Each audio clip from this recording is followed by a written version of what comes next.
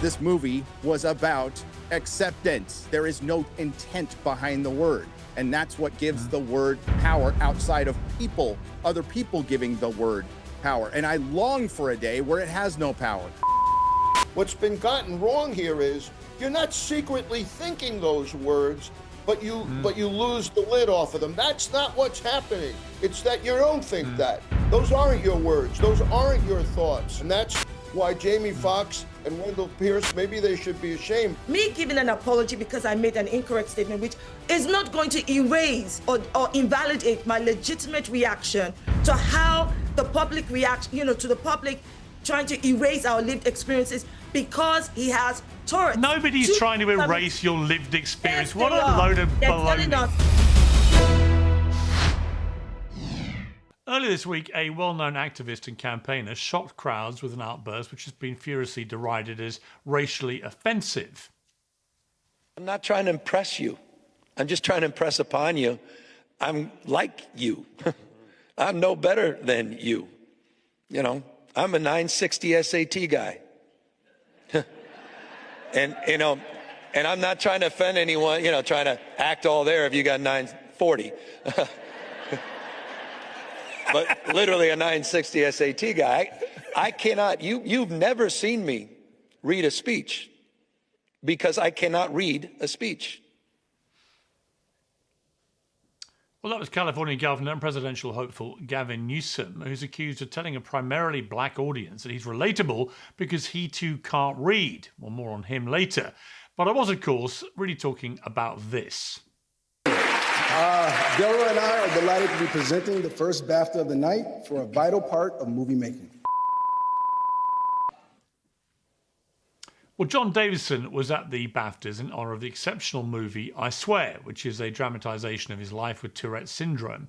Most people know by now, also I thought, that Tourette's causes involuntary tics. This often involves belting out the most inappropriate words and insults imaginable. And John Davidson duly shouted out the N-word while black actors Michael B. Jordan and Delroy Lindo were on stage. Somehow, one of those N-words made it into the airwaves on the BBC, despite a 2-hour delay, which was successfully used to censor a director who said "Free Palestine." The resulting uproar has been staggering. Davidson was instantly branded a racist, as were the people attempting to defend him. Jamie Foxx called it unacceptable and said, nah, he meant that shit. Director Jonty Richards has resigned as a BAFTA judge, calling the incident unforgivable and condemning the failure to safeguard the black creative community. Journalist Jamil Hill said that Davidson's inclusion shouldn't be prioritised over the well-being of the other guests. Really? So they should have excluded the man with an actual disability who was invited to receive an award for a movie which raises awareness about his disability from an industry which supposedly cares very deeply about things like disability because your feelings matter more than his. This is precisely the problem with identity politics. When it's finished eating everybody else, it has no choice but to eat itself. Davidson's been forced to issue a humbling and heartfelt mea culpa in Variety magazine, but in my view, he shouldn't have had to. Well, joining me to debate this is the lawyer and activist, Dr Shola Mos-Shogbamimu, Briahna Joy Gray, former press secretary to Bernie Sanders, host of the Bad Faith podcast from the Nerdrotic YouTube channel Gary Buechler, and Xaviaer DuRousseau, the commentator with Prager U. Well, welcome to all of you. Dr. Shola, let me start by just playing something that you did as a video post on your X account, which has been viewed so far by 1.4 million people. Some of you are getting on my last God-given nerves. The fact that I have to come up here to break down for you the ABCs 1, 2, 3 do-re-mis of racism, because some of you have the bombastic audacity to want to litigate the racial intent of a white man and absolve him of racism because of his disability. Now, I'm going to make time for you today. Let me say this in plain English because I'm not speaking Latin or Swahili. John Davidson is a racist white man with Tourette Syndrome. And let me break this down for you. Tourette Syndrome is a disability. Disability is not racism, and it does not make you racist. The Tourette Syndrome simply brings out what is already in the heart, mind, and soul of the person speaking. Because as a man thinketh, so is he. Now, I've got to be honest, Dr. Shola, that's one of the most disgraceful and shameful attacks on somebody with a medically diagnosed disability that I've ever had to endure and witness. Would you like to start by offering a profound apology to John Davidson, who, as anybody who understands Tourette syndrome knows, has absolutely no control over what he says, including any racial insults or slurs he may utter, because people with Tourette's have no control? Oh, not just to, I noticed that you didn't play the whole video that actually addresses many other points, but not just to John Davidson, because I spoke about this in my live stream. I made an incorrect statement in my video. And by saying that having a bank of words or of vocabulary in your heart, mind, and soul it implies that anybody with a Tourette syndrome subscribe to what has come out of their mouth. So that in itself is harmful to that community. And that community is not just John Davidson. It also includes Black people with Tourette syndrome. So I most definitely, and I'll say that now, even though I apologized in my live stream yesterday, I unequivocally and apologetically, I'm sorry for for that incorrect statement, because that is incorrect. What I also said in my video, which you haven't played, is to address the impact on Black people. And my video was addressing those who are trying to weaponize his disability. So in my attempt to bridge the gap, to address them weaponize his disability to erase the lived experiences of Black people, I ended up creating a gap. And by creating that gap, I am responsible for closing it by acknowledging that it's an incorrect statement, apologizing because it's wrong, and then taking myself back to school to educate myself on Tourette's. Well, it might have been helpful if you'd actually watched the movie or educated yourself about Tourette's before you launched this attack on John Davidson. You doubled down before the public. Well, hang on, before the public furore that came your way, which forced you into then backing down. You followed up. It's not because of the public. Let me finish my point. After John Davidson issued a statement explaining that he has no control over this, you refused to accept it. You said this has to be the whitest non-apology from John Davidson. It's exactly how racist white people don't take responsibility.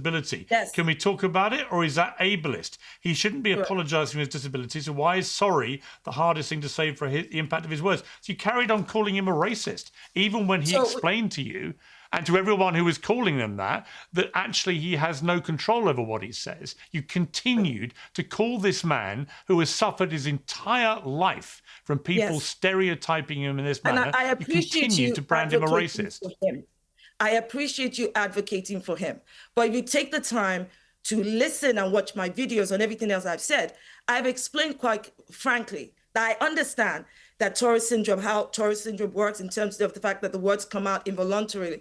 But as I explained in my videos, racism does not require intent to be racist. That is why I said it was racist. That does not change. My apology does not change that. It is a racist statement that does not require intent.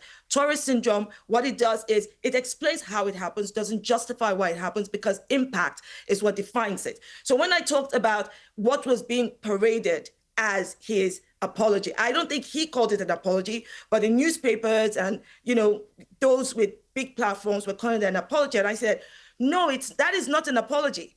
When you say I am mortified that you think this was intentional, I don't understand why people are calling this apology. And when I'm speaking to those again who are weaponizing his disability. That was what that was about. And let me just say, Piers, I'm not holding him to a different standard, or BAFTA or BBC, because as you rightly pointed out, about it, some words were being blipped out, and we just understood that BBC also blipped out a homophobic slur that he had uttered, but they deliberately left this N-word in. That's not what this is about. I am explaining and trying to address the fact that we are being called ableist, we're being told to be silent, we're being told that we should not have the right to react. And I'm trying to be, and I'm also being considered, not even trying. I understand the harm that statement will make to the entire Tourette's community. So that is why I offer my apology unreservedly. But the same way I said he has made a racist statement is the same way I called Kanye West out. as an anti-Semitic black man when he was uttering anti-Semitic words. I did not hold him to a separate standard. I didn't say as a black woman, you know what, I'm going to use your bipolar disorder to excuse or wipe away what you've done. I didn't go to the Jewish community and say to them, you know, take it on the chin, he's got bipolar. I am simply holding a white man with disability to the same standard I held a black man. And again, all my points were not directed at him, but those who are trying to weaponize. However, I understand the impact on him and the people who suffer from Tourette's, the Tourette community. So my apology for making that incorrect statement is not because anybody forced me to, and it's not because public furor. It is because I understand the impact and I give it unreservedly to the Tourette community. Yeah, and yet coincidentally, your grovelling apologies only came after the public furore. Before that, you had doubled down and kicked... I don't sound like I'm groveling. I'm standing 10 toes deep. Before that happened, Dr. Shola, yes. Before that happened, you had kicked a guy when he was down. You took a guy who suffers from an appalling syndrome. And this was there was a movie being celebrated. John Davidson's the man you kicked when he was... John Davidson you kicked when he was down. I intend to go watch his movie. I will watch his movie, but you are not, listen, me giving an apology because I made an incorrect statement, which I rightly say causes harm, is not going to erase or invalidate my legitimate reaction to how the public reacts, you know, to the public trying to erase our lived experiences because he has Tourette. Nobody's trying to erase your lived experience. Yes, what a load of baloney. What a load of baloney. This is nonsense. No. Piers. Nobody was erasing anyone's lived experience. Yes, I'll tell you what you were doing. What you were doing, if I may respond. That's what they're saying. Okay, yes. If I may respond, the person who was trying to erase someone's lived experience was you. You were trying to erase John Davidson's lived experience as a man suffering from Tourette's syndrome. Please don't talk over me. Please don't talk over me. Can I respond? Let me finish my point. Let me finish my point, then you can respond. If you talk over me, no one can hear either of us, right? Okay. You talk about lived experience. You have the brass neck. You have the brass neck to talk about lived experience. When you take a man's lived experience, please let me finish my point. You take a man who has suffered from Tourette's his entire life. If you watch the movie, as I did last night, you will see the hell that man has endured. They were celebrating that film on the night. The actor that plays him won an award. John Davidson was being celebrated. And everybody knows that anyone with Tourette's who says these kind of outbursts doesn't have any control or any bank of language or mean them. But you, rather than try to find that out, you kicked him when he was down. That's what you did. That is a lie. You erased his living experience. While he was down. I was addressing the fact that when it happened, people, as you know, as you heard in my video, I said people with the bombastic audacity to try to erase our lived experiences without them wanting to balance both, that yes, he has a disability that's caused this, but that the impact is real. I mean, when Michael B. Jordan and Delroy Lindo heard that word, they froze in that moment. And we all, I don't know about you, but every Black person knew exactly what they're thinking, exactly how they were feeling. Now, I mean, you're doing exactly what I am saying all these other people are doing. All you're doing is focusing on one side of the story. You're only focusing on wanting to weaponize his disability to say, you know what, nothing else matters because of the Tourette syndrome. No, to be clear, Let me respond. Let me respond. Let me respond. Let me respond. It is you that is weaponizing, and I don't find any of this funny. No, I'm laughing at you because you're being a hypocrite. It is you that weaponized John Davidson's disability. No, it was you that was shamefully ableist towards him. No, yes, you can call me ableist. And it was you who was so ill-informed about what Tourette's is that you branded him repeatedly a racist. You can call me ill-informed and you can call me ableist, but I think it's a bit rich coming from the man who diminished, undermined the suicidal experiences of Meghan Markle, and rather than... Okay, well, all right, you're going to try and distract. We'll move on. Yeah, we'll move on. Yeah, we'll move on. Just so viewers understand, the last time Dr. Shola and I had any contact on the airwaves was when I expressed doubt about a lot of the claims made by Meghan Markle and Prince Harry in their Oprah Winfrey interview, none of which of the more serious ones, the racism and the mental health claims, ever then were followed up in his book or in television interviews or anything. It was like they never happened. But we're not going to get into that because we're not actually here to talk about Meghan and Harry. And actually, I'm bored of talking about those two. What we're going to do is go to the rest of the panel rather than let you distract from what you did. That's what you did. Have apologized way too late. But stop shouting. Stop shouting. You've said your piece. The panel's been waiting. Please show some consideration for your fellow panel members. I will.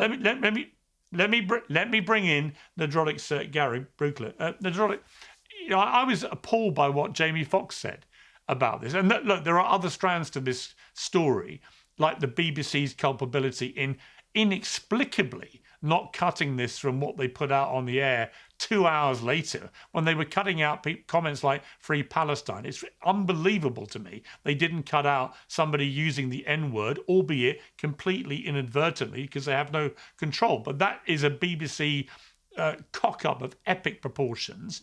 But in relation to people like Jamie Foxx, for example, in Hollywood, and the general attempt to try and bully John Davidson into this apology to the people of Hollywood who were so hurt and offended, I just found the whole thing so distasteful. It showed a chronic misunderstanding of what Tourette syndrome is, a failure to have any knowledge of his story or the movie about his life or any of it. I just watched the movie this morning, Piers, and it's really good, by the way, and I recommend everybody watch it to understand this. And as I posted on X today, the entertainment industry loves to say that they are the champions of acceptance and empathy, and they just had the best test to prove that, and they all failed miserably and completely. And saying that that was his intent is a complete misunderstanding of Tourette's. And we keep on focusing on the N-word. What about all the other things he said that nobody else is talking about? He said F the Queen to the Queen's face, and they show that in the movie. And this is a part of this condition that he has to live in. There's no intent behind the word. This is the one time where people can say, you know what, we're going to laugh about this, blow it off, or, show some empathy. The word that they love to use in the entertainment industry, but they have no understanding of. And after listening to that from the doctor, I don't know how you're a doctor. That's the biggest mystery in life. Hey, listen, I'm just a single man. I've been kicked out of 3 high schools, but I don't know how the hell you became a doctor. But you know what? What a great country. What a great country you live in to hand out doctorates to people who are woefully unqualified, because that whole argument was a roller coaster. Well, it was interesting, Nerdrotic, it's interesting you referenced the incident with the Queen. It's when John Davidson got his MBE specifically for his work, for raising awareness about Tourette syndrome. And when he was introduced to the Queen, he yelled, and I'll say it, he yelled, "Fuck the Queen," in front of her, right? But rather than be offended, the Queen brushed it off, responded straight away, "Congratulations, Mr. Davidson," because she had done a bit of prior research. She understood the person that she was giving this honour to suffered from a condition where he would say things like this without any ability to stop himself saying it and without any intent to cause any offence. And when he was asked about it later, John Davidson said, "I started to relax then because," she said, "I believe you've done lots of television appearances trying to improve people's knowledge of Tourette's." And I said, "I have, Mum. I've done 5 documentaries." And she said, "Gee whiz, I'll have to get the boys to show me some of those one day." In other words, she showed empathy and compassion. She made no big deal of what he said. And it was a very special moment, actually, given how some people would have viewed what he said in front of her. Right? Easy to take the easy route with that and just say, well, he's just offended the Queen in the most disgusting manner. No, he hadn't. She understood he hadn't. She understood that the whole point of why he was getting the award and the honour from her and from his country was because he had raised awareness for a condition which is crippling for people that have it. When you watch that movie, and I watched it last night, I swear, I urge all my viewers to watch it. It's incredibly powerful. It's very inspiring.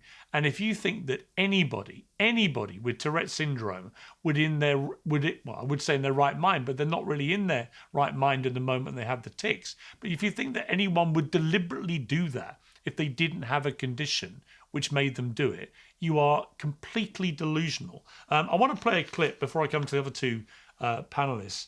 This is a really interesting clip from a young American black woman who has Tourette's. She's called Kilk One Yoshi. She's big on YouTube. And she explains that she too has the same problem as John Davidson, including saying the N-word, albeit, as I say, she's a young American black woman. But she articulates, I think, it's about just over a minute, but really worth watching this to get a sense of what it's like if you have Tourette's. Let's listen to this. I've been seeing a lot of people be like, well, he said it like when the crowd went silent. That is most likely when a tic is going to happen when you're in public, when you're in complete silence, or when you're trying not to say or do something. We must understand what coprolalia is. Coprolalia causes involuntary swearing and inappropriate tics. This can include the N-word, slurs, etc. I am a black person, and even I have the N-word tic and slurs as tics. This is something I don't see many talk about because of situations like this. Is it a disappointing thing? Shut up! Well, the actual clip goes on for a lot longer and is really fascinating. But the point she's making, and I want to bring in, we're being joined now by Dr. Marc Siegel, who's a physician, professor, and medical analyst for Fox News. Dr. Siegel, great to have you back. You are a doctor, a real one.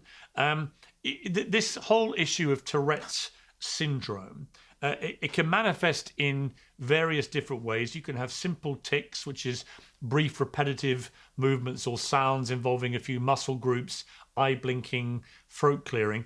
Then you can have complex tics, distinct coordinated patterns of movement, jumping, twisting, or sounds, repeating words or phrases. And then you can get into these rarer forms, which include coprolalia, which is the involuntary swearing, and copropraxia, which is obscene gestures. These affect about 10 to 15% of people with Tourette's, and that's what John Davidson has. But just to clear this up for people who may still be under any sort of delusions about this, somebody that has the condition John Davidson has, they have zero control over what they say, right? Yes, and I want to really explain that because it should embarrass your first panelist there, who's not a medical doctor. Here's the deal.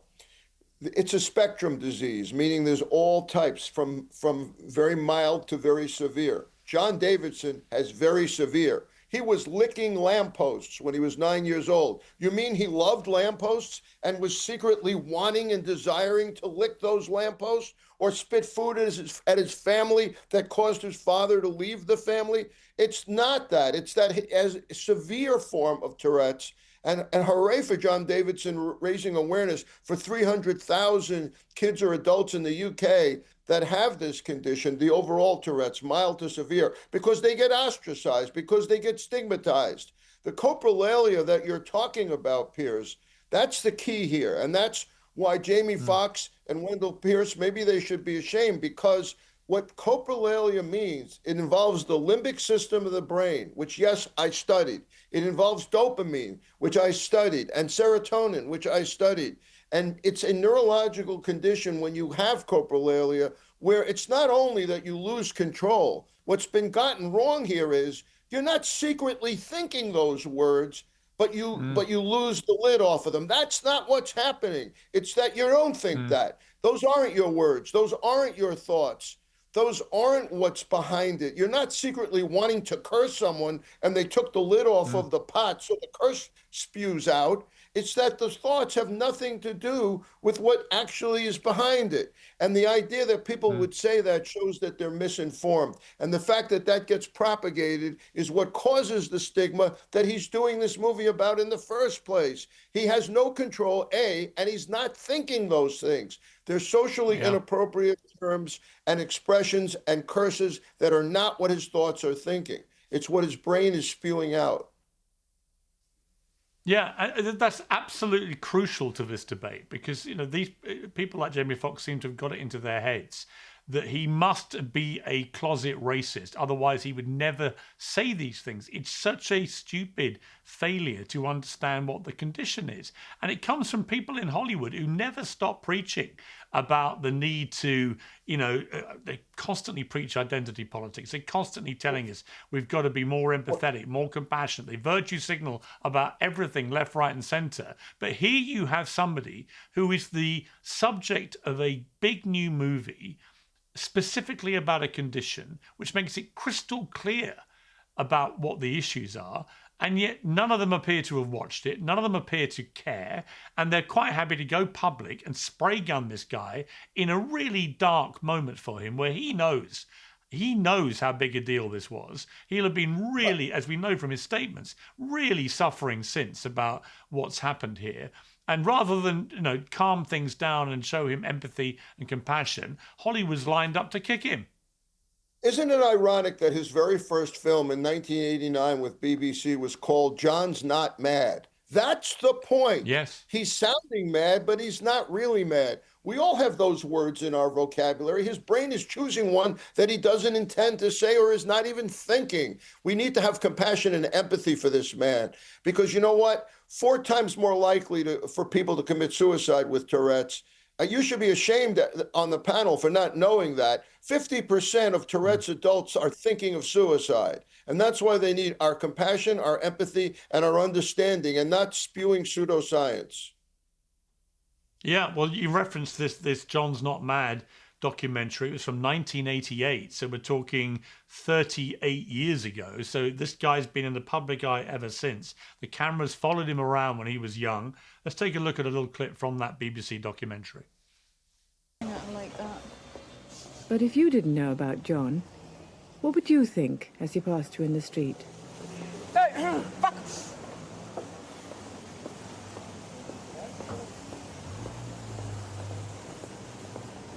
That's the place Dad didn't mind. Houses and bookstores. That's right, yeah. Of course, they've got it all fitted out now. Whole pigs. Yeah, whole pigs. So, Dolly, I know.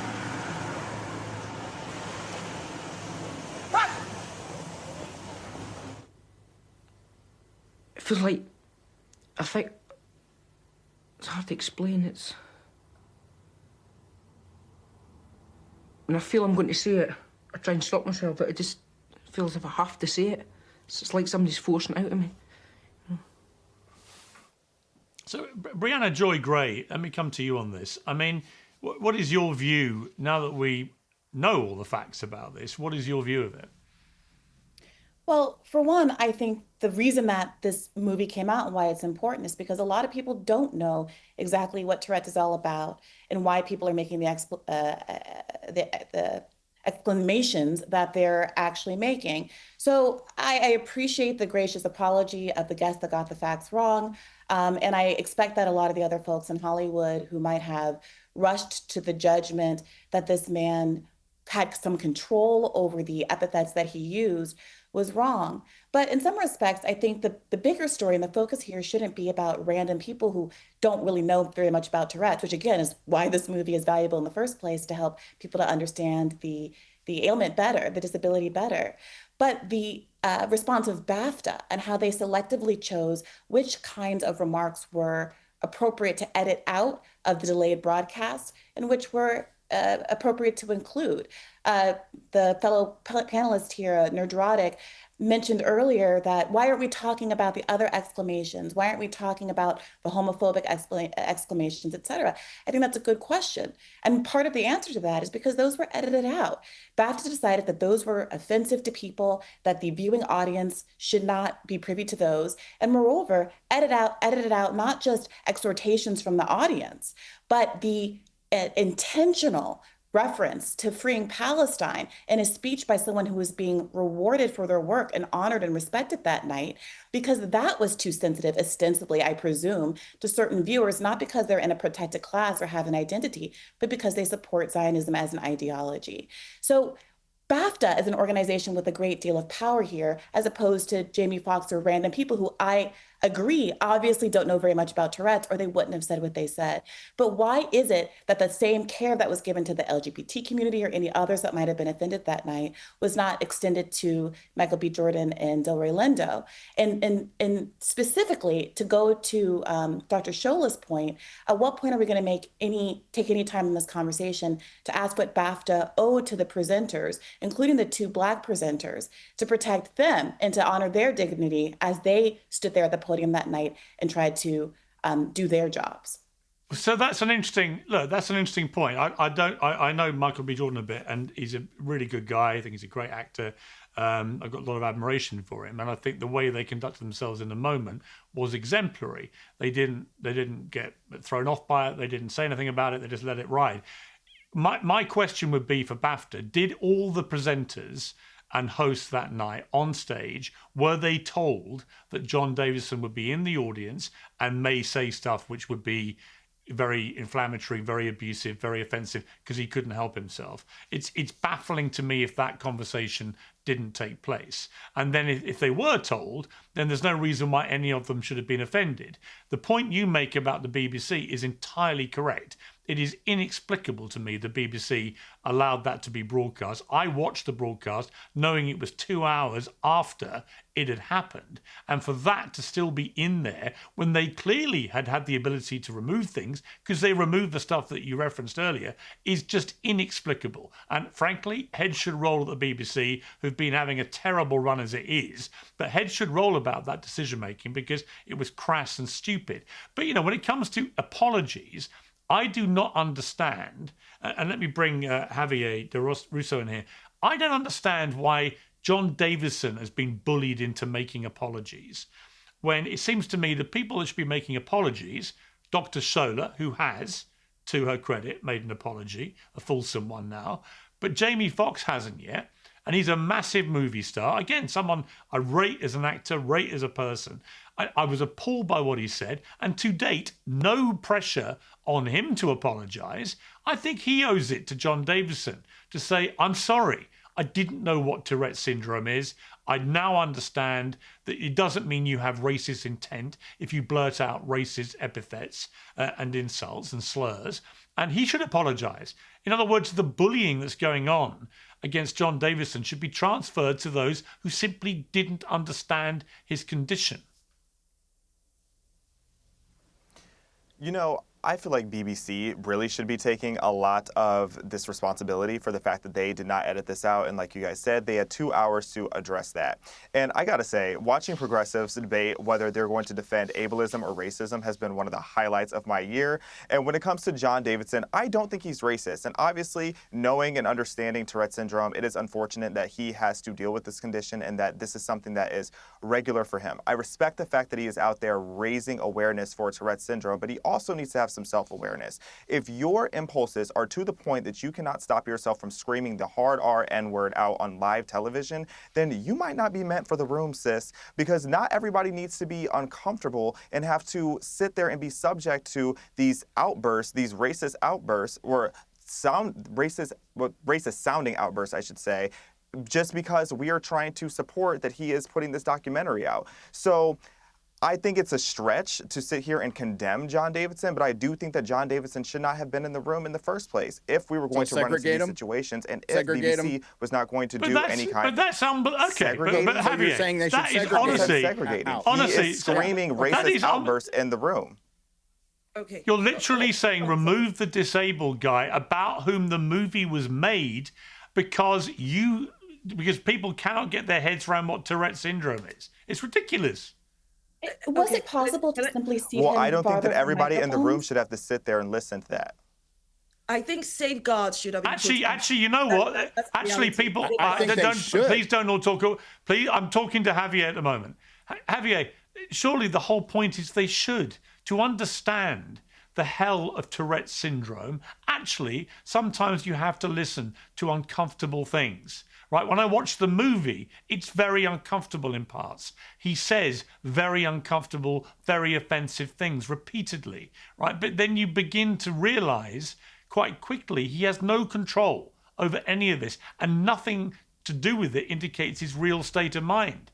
and to judge him accordingly and to say, right, yeah, we've got this movie and we're going to give an actor an award for playing you, but you're not allowed in the room because some oversensitive actors might be upset by stuff even when they're told you have no control over it and it's not your real thinking. My message to those actors is grow the fuck up. No Piers, offense now you're just given being or taken. Disrespectful. Now you're just being outrightly disrespectful. I think Xavier was explaining what he was thinking. I don't agree that John Davidson shouldn't be in the room. I think that there should have been appropriate, safeguards put in place, including bleeping out the words when it comes out.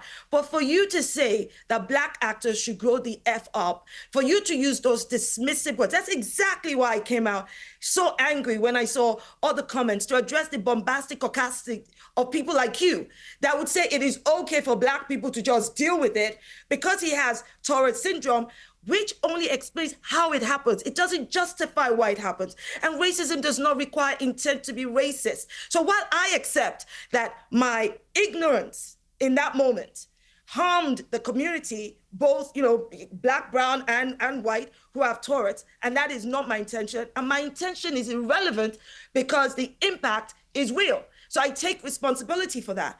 But on top of that, Piers, on top of that, you just said that when he said F to the Queen, that she waved it off, she was gracious. But what you don't say is that he said sorry. And that sorry closes the cycle. And the sorry just goes that bit long way. It helps with the education. There's nothing wrong with that. I don't understand how everybody's saying, go watch the movie, which I actually encourage everybody to go. I intend to. And you want to educate everyone about the movie. Then you're saying, when you experience any impact from anyone with Tourette's, don't expect that, you would not expect even, sorry. You're acting as though it is too much for Black people. There's a moment in the movie. All right, let me educate you. Let me educate you about the movie. Let me educate you about the movie, which you haven't watched. And I wish you had watched it before you rushed to judgment and kept calling him a racist. In the movie, one of the most powerful moments comes when he's with his adoptive family. And the mother, who is a qualified therapist, says to him when he apologizes for being abusive at a small family event, she says, one thing you need to be absolutely clear. You never have to apologize again for when you say these things, because she knew he didn't mean it and he didn't intend to offend, and therefore an apology is pointless because he's apologizing for something he doesn't mean to do, he can't stop himself from doing. And that's the whole point, actually, of the movie, which you failed to understand. And the point I was making about grow the fuck up, that's directed at anybody who rushed to judgment. It's not being directed at anybody. Wait a minute.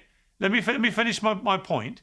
Anybody who knew about Tourette syndrome, who then professes to be hurt or offended or upset by anything that a Tourette syndrome sufferer says, they need to grow the fuck up. I've not seen statements from Michael B. Jordan or the other actor on stage where they express fury about what happened, right? So I'm not directing it at them. I'm saying anybody who is aware of Tourette syndrome, aware of the reality, as Dr. Siegel pointed out earlier, about the fact there's no brain tank here of thought processes which spill out because finally you get to go the real thing. It's not that. They have no control. So to me, Nerdrotic, I don't understand why anyone's forcing him to apologize. They should watch the bloody movie and understand the whole point is he was told, stop apologizing for this. You can't help it. And that's what you do, by the way. That's what you do with people who are disabled. But before we let you go, Dr. Marc, it's depressing to me that in a world like the acting community and the Hollywood community, and we touched on this a little earlier, that people that literally preach to us all day long about the need to be more empathetic and compassionate, when it came to this guy, just failed so singularly to show him that. And it was through ignorance.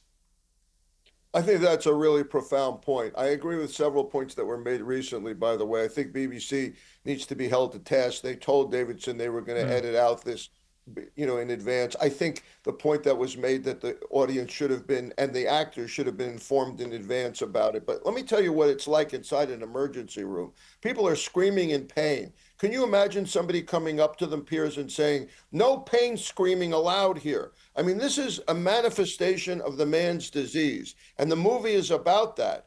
And as you said, you know, actors pride themselves on trying to get into what real life is. Well, this is real life. And I work in real life as a physician. And physicians would be very sensitive to the idea that these were his symptoms coming out. And to your point, Jamie Foxx should say, I didn't know that. Now that I know that, I take it all back. That would be a refreshing 100%. breath of fresh air here. Piers, can I just that you are wait. I will come back to you. I will come back to you. Dr. Marc, thank you very much indeed for joining me. You've had a very busy day and I really appreciate it. Always great to have you on Uncensored with your expert views. So thank you very much. Let me ask Nerdrotic this, because Nerdrotic has been involved you've been involved in a social media war with one of YouTube's biggest movie reviewers, Grace Randolph. Let's take, we got a clip here. Let's take a look at this. Sure. Not everybody, but there are certainly a lot of people online who are defending Mr. Davidson's right to say this word because they want to say it. And that's really the problem. It's, really take a hard look at anyone who's defending Mr. Davidson and ask why. I'm sure some of them are genuine, but some of them are not. And that is the issue. Nerdrotic, your response to Grace Randolph, who just sounded so dumb in that clip, just dumb. Ignorant, ill-informed, dumb, and then decided to single you out. Oh, yeah, she did. And my response is probably going to offend a lot of people here. My response was, you are fucking retarded, because that's what she is. She didn't understand. She shared out my video, and my video was basically calling her out for misunderstanding this, not watching the movie like I did, and making it 1,000 times worse for John Davidson. And then she responds in future live streams by blaming John Davidson for the heat that she's getting, that she brought on herself. Not new for Grace Randolph, but the whole point about this is, it's not a word I say, but it's a word that has a lot of power because people give it power. And we're only talking about this one word, and we're not talking about the others. And we can certainly talk about the BBC and BAFTA screwing this up, and they totally should have edited it out. I completely agree there. But cat's out of the bag now. And what we're seeing is a basic intelligence test that a lot of people are failing, because this movie was about acceptance. This movie was about, there is no intent behind the word. And that's what gives the word power outside of people, other people giving the word power. And I long for a day where it has no power, where people can laugh it off and we can get past all this crap. But we are so far away from that, because we have people who will just clutch their pearls when they hear a word, it's just a word. And again, it's not one I say or ever will, but it's still, the intent behind it was, this man has a disease. He doesn't mean it. He's going to say everything offensive. The woman who was taking care of him in the movie was dying of cancer, and he kept on saying, "You're going to die of cancer." He said, "Fuck the queen." He was having his car searched for, and he said, "I have a bomb." He's been arrested. He's been beaten. He's had this brutal life, and he came out on top. And the whole point was, we want to have people with Tourette Syndrome and the I can't pronounce the word, but the one that's 10% that where you have these tics, so they can live somewhat of a normal life. And he's done that. He's made the best of it. He's a hero, for Christ's sake. And we're just tearing he's a this hero, guy down. He's a hero. And yet, in his moment of what should have been glory, where the actor who plays him got the top award at the best premiere event in the British theatrical movie world, the guy got completely humiliated, and deliberately, by various people who were just ignorant about his condition. He said this. It wasn't afterwards, deliberate if they were ignorant, right, Piers? It wasn't deliberate. One second, Brian. I'll come to. Well, let me come to you for your response to this. He said this: when socially unacceptable words come out, the guilt and shame on the part of the person with the condition is often unbearable and causes enormous distress. I can't begin to explain how upset and distraught I've been as the impact from Sunday sinks in. And that is heartbreaking to me, that he has been made to say that and then gets bullied into then having to say sorry for a condition he has no control over. Where is the compassion and empathy from the compassion and empathy demanders. Briahna, you wanted to say something. Yeah, well, I think there's been a lot of characterization of people's apologies as being forced. It feels to me like Dr. Shola voluntarily gave a very gracious apology. Yeah, I am not following what's been going on with you, but from what I've seen today, it seems like you got necessary pushback about the nature of the disease. You responded now that you were no longer ignorant of what Tourette's is all about, and it seemed very sincere, and I really appreciate what you've said today. Similarly, I think it's reasonable that a person with Tourette's who knows that they've offended people and who feels the shame that you just described, Piers, will want to apologize and make that known. I haven't seen any evidence that he was forced or that his apology wasn't also sincere and that we shouldn't. So you would like everybody, just to be clear, Briahna, just to be clear, you would like John Davidson to go around. Sorry, Shola, your name is not Briahna. Briahna, you would like John Davidson to go around and make 50 to 100 public apologies every single day of his life, would you? To everyone he offends with his tics. But if look, this is not a no. So who do you exclude? Okay, so just to be clear, Briahna, you said no. So just to be clear, who should he not be apologizing to? If I went to a wedding with a crying baby or had a horrible cold and interrupted the ceremony, even though it was not my intention, I would make an apology, not because I did anything wrong purposefully, but because I know I negatively impacted somebody's special day. And that comes from me because I want to show grace to the people that I care about. And if Davidson similarly wants to make amends to people that he thinks he wants, because of the grace in his own heart, to make amends to, I think that's a beautiful thing that we should honor in the same way that we should honor Dr. Shola. Do you know what I love? I just think that's such a... I'm sorry. That is such a... Sorry, Briahna. That is such a crock of crap. The idea that you're still continuing... Because you're still continuing to go after this guy. Right? You want more pounds of flesh from this guy. It was lovely for him to choose to apologize. I'm giving him a compliment. What about people apologize? What about Jamie? But Briahna, do you think? Hang on, Javier. Briahna, do you think Jamie Foxx should apologize? I think that he was clearly wrong about Tourette's and the intent behind Tourette's. And if I were him, I would. I'd say, sorry, just like Dr. Shola did. Sorry, I didn't realize that the nature of the disease is that it makes you want to say exactly what you shouldn't say, and that it wasn't some exaltation of like deeply repressed racism. I would, but I also think it's really interesting that there's this focus on cherry-picked celebrities who didn't know anything about Tourette's or didn't know enough about Tourette's and said the wrong thing, and not on the institution of BAFTA and the BBC, who chose to broadcast the N-word and not broadcast Free Palestine. That says a lot more about the power in our society and who should be getting pushback. Well, on that, I think we all agree. On that, I think we all agree. Can I ask you a question? Can I ask you a question? Do you know what caucasity is? Yeah, I do. What caucasity means? So caucasity. Yeah, I've got it. I can explain to viewers. No, don't worry. I will help you out. I will help you out. I'm just saying. I know what it is. You asked me if I know what it is. It's okay. You don't need to read it. I can tell you.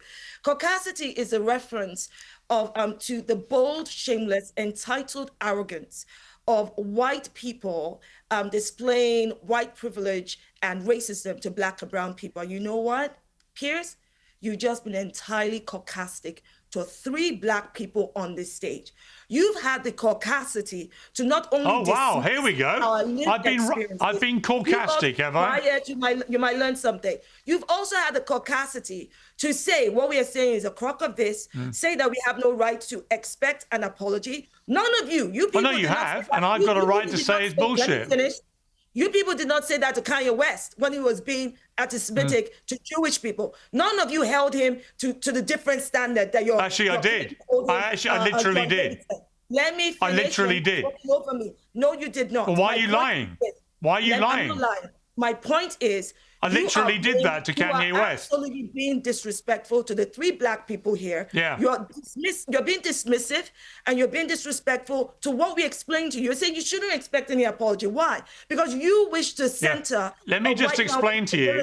Let me just remind people. I've had my lecture. We understand his story. We do. Fine. That's why I apologize. You had no idea. The truth is, okay, stop talking. The truth is, you had no idea about his story, and you cared even less And to that's why I remind made people. an To apology. remind people, you mentioned caucasity. Let's remind viewers what you said when you used that word. I'll play the video post you posted again, which is what triggered this. Let's watch this again. That's what Let's I watch said. it again.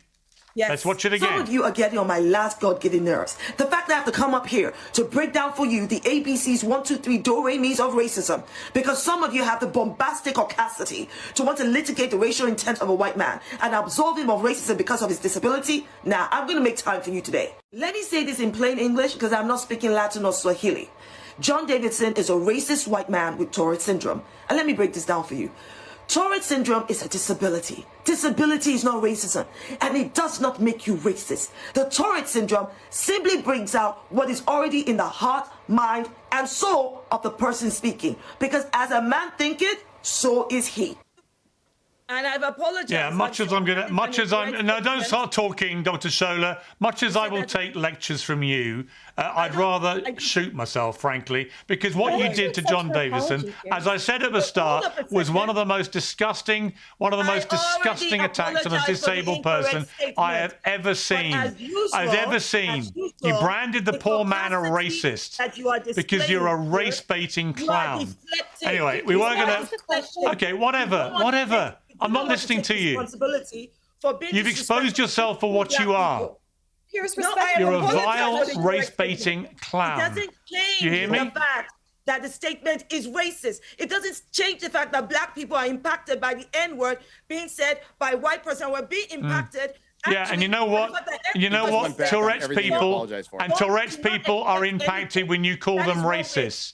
Tourette's people are impacted, but you want to move that on to call everybody else a racist because that's always what you do. And honestly, it is disgusting. It's disgusting. I want to go to Xaviaer before we finish. Okay, can we mute her, please? Just mute her. Thanks.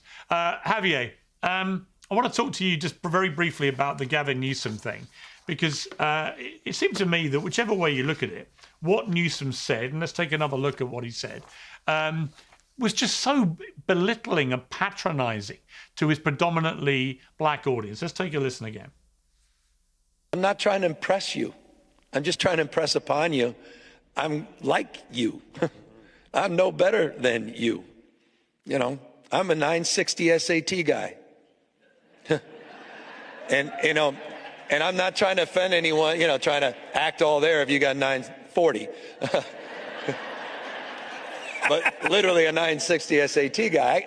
I cannot, you've never seen me read a speech because I cannot read a speech. Now, Xaviaer, what did you make of that? So much to unpack there. This is yet another example of Democrats completely just degrading and dehumanizing and belittling black people in order to try to relate to us. But before we even unpack the racial side of it, I just want to acknowledge the fact that Gavin Newsom is bragging about the fact that he can't read. But last year, in 2025, he signed 794 bills into effect in California, which totaled to almost 10,000 pages. So that means that he is not reading through the terrible legislation that he's putting into our state, and that's probably why our entire state is in shambles. So then you go to the racial element of this. He's talking to a group of mostly black people talking about how they cannot read. It's like, okay, well then let's look at the literacy rates over in California at these schools. Almost 70% of black students in California are aggressively below literacy standards, and that's largely because of these horrible Democrat policies in our education system. So instead of bragging about the fact that he can't read and trying to brag about the fact that he believes that black people can't read, he should be taking accountability for how failed our system is here. And then black people, I don't understand how any black person is continuing to vote Democrat when this is how they try to relate to us. Kamala Harris had an alcoholic come twerk in order to try to win our votes over. You have Hillary Clinton pulling hot sauce out of bags. It's like they're constantly playing into stereotypes and playing into the lowest common denominator. And for some reason, black people have not woken up to that yet.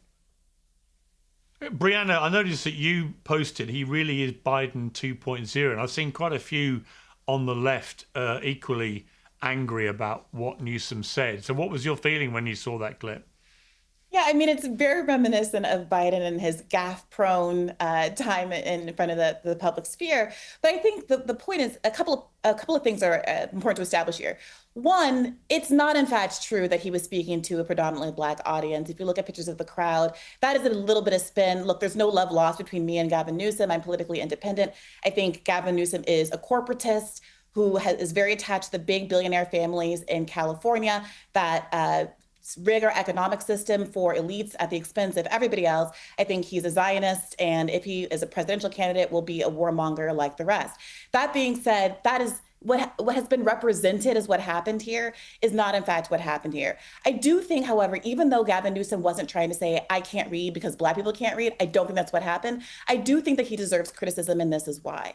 He fundamentally was doing what Democrats do, which is pander to identity politics. In this case, the idea that he is a working class, regular person who's not an elite, who went to fancy schools. He got a regular average SAT scores. Hey guys, I'm just like you. But at the end of the day, that is a card game. He is connected to some of the biggest, wealthiest, most powerful families in California, the Gettys and the Pelosi's. It's why he's being set up to be a presidential candidate.